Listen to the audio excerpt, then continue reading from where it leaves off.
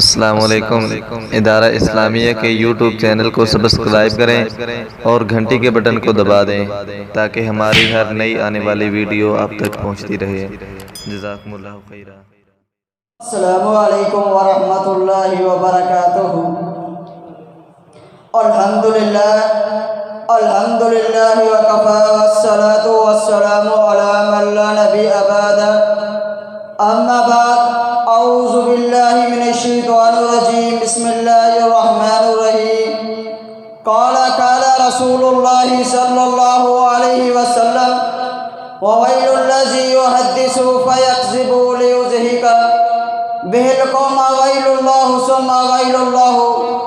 محترم سامعین، آج میرے استاد محترم نے جو مجھے موضوع دیا ہے وہ ہے جھوٹ کی بدترین قسم۔ رسول اللہ صلی اللہ علیہ وسلم نے فرمایا، ہلاکت ہے ایسے شخص کے لیے جو بات کرتا ہے تو جھوٹ بولتا ہے تاکہ اس کے ساتھ لوگوں کو ہنسائے۔ ہلاکت ہے ایسے بندے کے لیے۔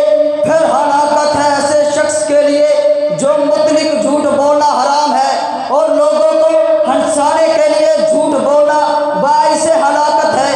ارشاد باری تعالیٰ ہے، ان اللہ لا یہدی من ہوا کاذب۔ اللہ تعالیٰ اسے سیدھا راہ نہیں دیتا جو جھوٹا ہے۔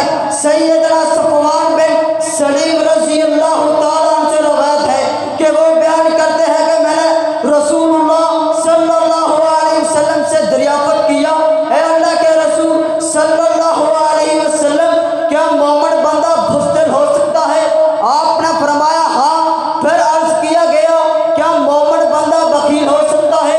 آپ نے فرمایا ہاں۔ پھر آپ صلی اللہ علیہ وسلم سے پوچھا گیا، ایکون المؤمن کذاب، کیا مومن بندہ جھوٹا ہو سکتا ہے؟ تو رسول اللہ صلی اللہ علیہ وسلم نے فرمایا، لا نہیں، مومن جھوٹا نہیں ہو سکتا۔ ہنسانے کے لیے جھوٹ بولنا اور سننا دونوں حرام ہے۔ اللہ تعالیٰ قرآن مجید میں ارشاد فرماتے ہیں، اور جب آپ ان لوگوں کو دیکھیں جو ہماری آیات میں عائب جوئی کر رہے ہیں تو ان لوگوں سے کنارہ کش ہو جائیں، یہاں تک کہ وہ کسی دوسری بات میں لگ جائیں۔ اگر آپ کو شیطان بھلا دے، وَلَا تَقْعُدْ بَعْدَ الذِّكْرَىٰ مَعَ الْقَوْمِ الظَّالِمِينَ، تو یاد آنے کے بعد ایسے ظالم لوگوں کے ساتھ مت بیٹھیں۔ اللہ تعالیٰ سے دعا ہے اللہ تعالیٰ ہمیں ہمیشہ سچ بولنے اور جھوٹ سے بچنے کی توفیق عطا فرمائے۔ وآخر دعوانا الحمدللہ رب العالمین۔